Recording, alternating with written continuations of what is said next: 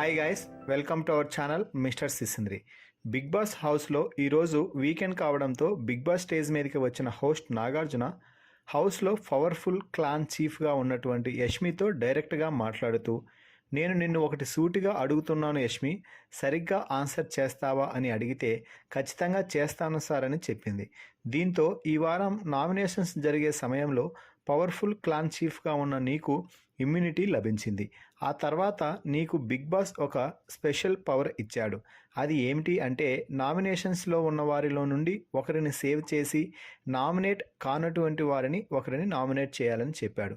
అయితే నువ్వు ప్రేరణను నామినేషన్స్ నుండి సేవ్ చేయడానికి ఏ రీజన్ పరిగణలోకి తీసుకున్నావు, విష్ణుప్రియని ఏ రీజన్తో నువ్వు నామినేషన్స్లోకి తోసేసావు అని సూటిగా అడగడంతో యష్మి కాసేపు షాక్ అయింది. ఎందుకంటే నాగార్జున నుండి ఈ ప్రశ్న ఎదురవుతుందని యష్మి అనుకోలేదు. ఇక నాగార్జున అడగడంతో ఏమీ చెప్పలేక కాసేపు సైలెంట్ అయ్యి, ఆ తర్వాత యష్మి మాట్లాడుతూ, మా క్లాన్ మెంబర్ అలాగే నా ఫ్రెండ్, హౌస్లో మంచిగా ఉంటుంది కాబట్టి ప్రేరణను నామినేషన్స్ నుండి సేవ్ చేశాను. అయితే విష్ణుప్రియ కారణంగా హౌస్లో ఉన్నటువంటి సోనియా చాలా బాధపడింది. విష్ణుప్రియ మాటలు అందరినీ బాధించాయి. అందుకే నేను విష్ణుప్రియను నామినేషన్స్లోకి తీసుకువచ్చాను అని చెప్పింది.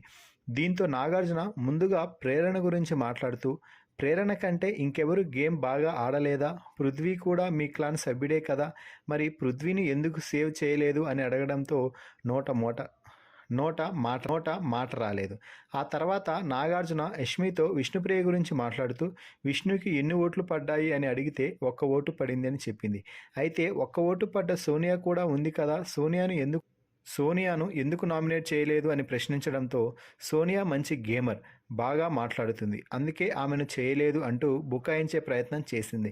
దీనితో నాగార్జున, సోనియా చెప్పడంతోనే నువ్వు విష్ణుప్రియని నామినేట్ చేశావు, దానికి ఎందుకమ్మా ఇన్ని కథలు, బిగ్ బాస్ నీకు ఒక పవర్ ఇస్తే దాన్ని మీ స్వార్థానికి వాడుకున్నావు అంటూ యష్మిపై తీవ్ర స్థాయిలో ఫైర్ అయ్యాడు. దీంతో విష్ణుప్రియ, థ్యాంక్స్ సార్, మీరైనా నా బాధను అర్థం చేసుకున్నారు, థ్యాంక్ యూ వెరీ మచ్ అంటూ చెప్పింది. యష్మితో నాగార్జున మాట్లాడిన ఈ మాటలపై మీ అభిప్రాయాన్ని కామెంట్స్ రూపంలో తెలపండి. Please subscribe our channel mister సిసింద్రి.